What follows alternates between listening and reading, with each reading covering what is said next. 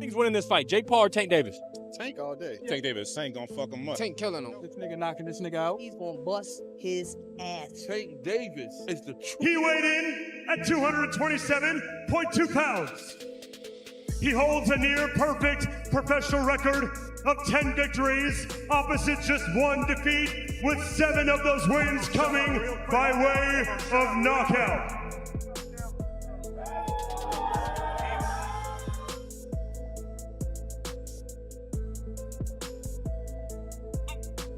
Hey, break it down a little bit, Tank.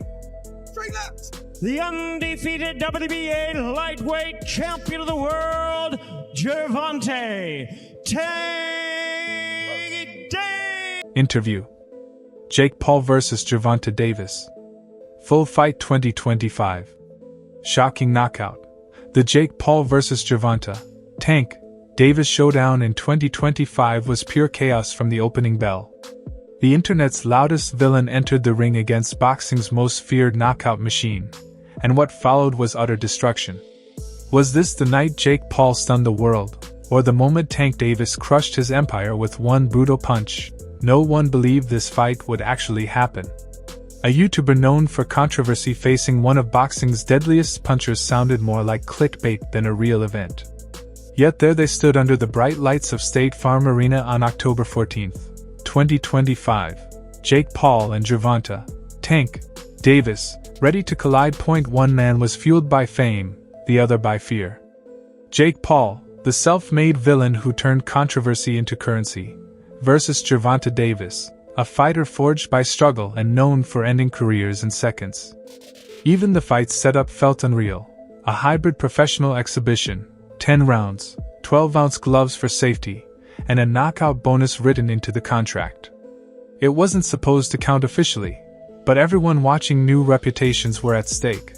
The size difference was extreme. Jake Paul entered at around 200 pounds, towering over Tank, who'd spent his career at lightweight. On paper, it was a mismatch. In reality, it was a powder keg waiting to explode. For Jake Paul, this wasn't just another fight. It was a defining moment in a career that's defied logic since day one. He didn't come from boxing gyms or amateur tournaments. He came from Vine, the 6-second app that made him a global name before most boxers his age had earned a paycheck. Then came YouTube, pranks, stunts, feuds, and controversy that made him both famous and infamous. By 2017, he was one of the most talked about creators alive. By 2018, one of the most hated. That same year, he decided to fight, and at first, everyone laughed. Then he started knocking people out. But Jake didn't just stumble into boxing, he turned it into a business. His debut fights against fellow influencers pulled numbers most professional boxers could only dream of. When he flattened former NBA player Nate Robinson, it wasn't just a viral moment, it was a statement. Then came Ben Askren, Tyron Woodley, Anderson Silva, names from different worlds of combat sports, each adding fuel to his growing legend. Every win brought him more respect, but also more hate. People couldn't decide if he was a genius or a fraud, and that was exactly how he liked it. Jake Paul made boxing entertainment again. He knew how to sell a fight better than anyone, part showman, part provocateur, part underdog. Every press conference was a headline. Every fight night, a spectacle. By the time he faced Mike Tyson in 2024, even the doubters had to admit it, Jake Paul was no longer a joke. That fight shattered records, becoming the biggest boxing gate in US history outside Las Vegas. He wasn't just fighting opponents, he was fighting expectations, and somehow, he kept winning that battle too. Still, beneath all the bravado, something felt different this time. Facing Gervonta Davis wasn't another influencer crossover. It was real danger. Davis wasn't retired, wasn't washed, and definitely wasn't showing up for a paycheck. He was in his prime, a reigning world champion with a 30-1 record, 28 of those wins by knockout. Every punch he threw carried bad intentions. This wasn't someone Jake could out-talk. Tank didn't need trash talk, he just smiled, that cold, quiet confidence that made you wonder if he already knew how this story would end. Critics called it madness. Analysts said Jake had finally gone too far. A natural cruiserweight stepping into the ring with a lightweight destroyer. It sounded suicidal. But both camps knew what they were doing. Jake was chasing legitimacy. Tank was chasing spectacle, and maybe a little pride. For Davis, it wasn't about money or fame. It was about sending a message to every loudmouth influencer who thought boxing was easy. This sport still belongs to boxers. Tank wasn't just another fighter. He was the boogeyman of boxing. 30 wins, 28 knockouts, 1 draw, 0 losses, a 93% KO rate. His punches didn't just land, they erased timelines. Critics said he didn't just win fights, he ended careers. Heading into 2025, Tank carried fire in his chest and a chip on his shoulder after that controversial draw with Lamont Roach. This wasn't another payday. It was personal. Personal. He wanted to remind the world that boxing wasn't about TikTok views or YouTube thumbnails. It was about blood, skill, and cold precision. When reporters asked if Jake's 7-inch reach would be a problem, Tank didn't even blink. He just grinned and said, "Height don't matter when you can't see my left coming." One line, and the internet exploded, memes, headlines, edits everywhere. It was short, sharp, and terrifyingly true. That one sentence summed up everything about Gervonta, Tank Davis. No games, no gimmicks, just violence. Tank Davis isn't the type to talk your ear off. He lets his fists do the talking. And when they speak, they usually say, "Good night." While Jake Paul built fame through viral chaos and controversy, Tank built his through sweat, survival, and sheer dominance.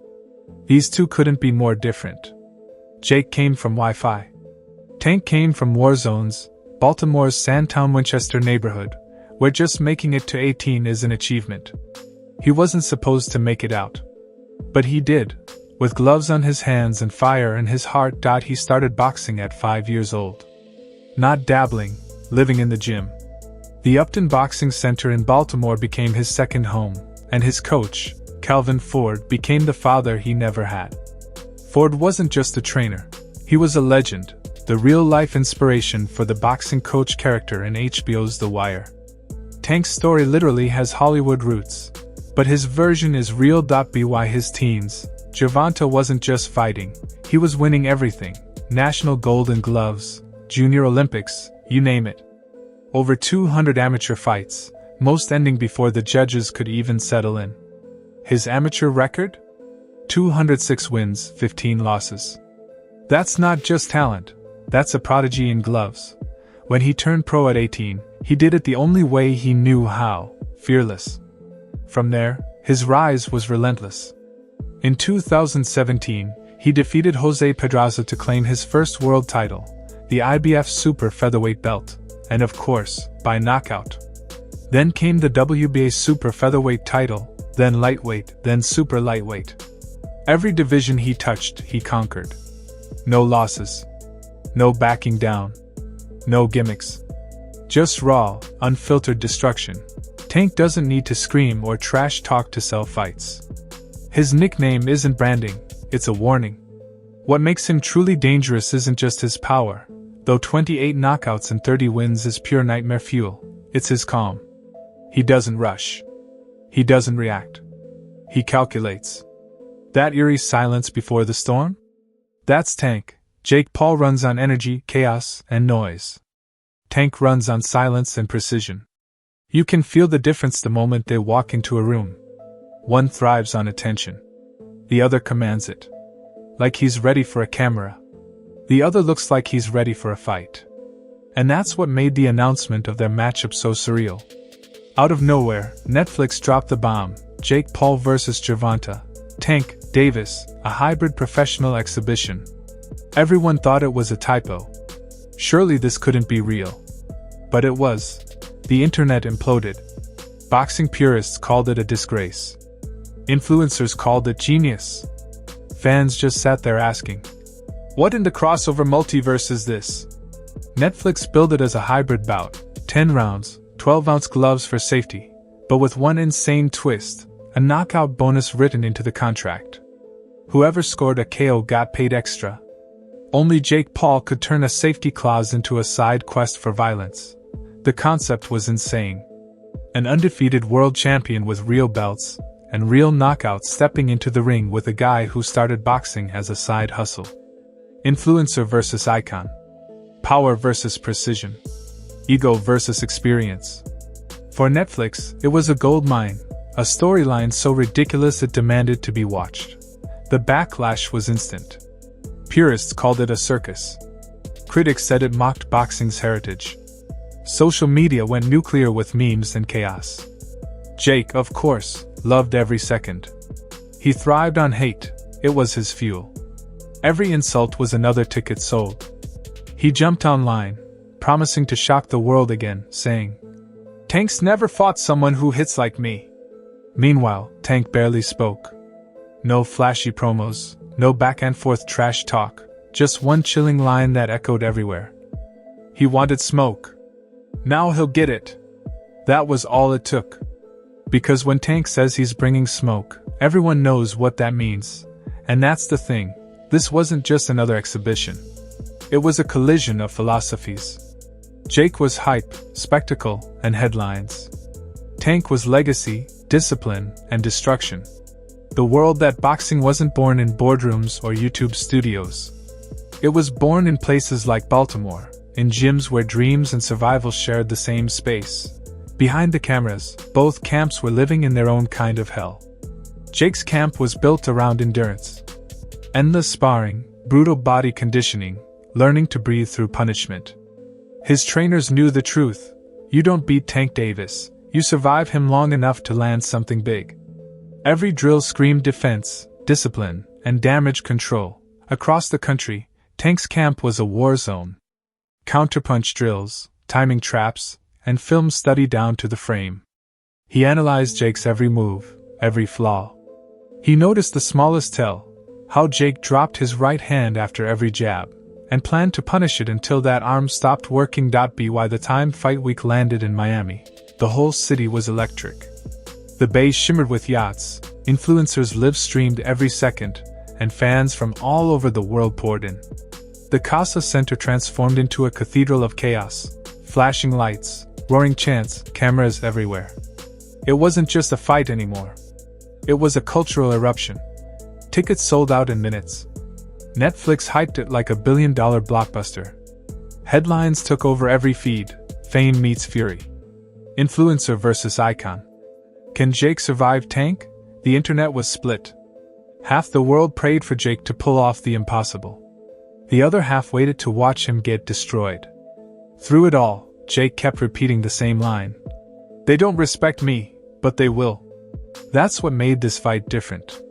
It wasn't just about power or technique, it was psychological, philosophical. Two men from opposite worlds colliding in a way that shouldn't have made sense, but somehow did.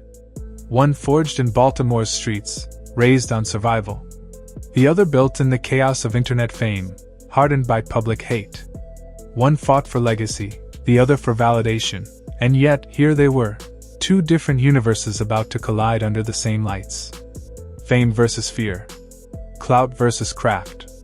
One man fighting to prove he belonged, the other fighting to prove he didn't. A fight that felt too surreal to be real, until the bell rang, and one of them stopped moving. As the date drew closer, the line between spectacle and sport began to blur. Fans didn't know if they were tuning in for a boxing match or witnessing a cultural moment. But one thing was certain, whatever happened that night would be talked about forever.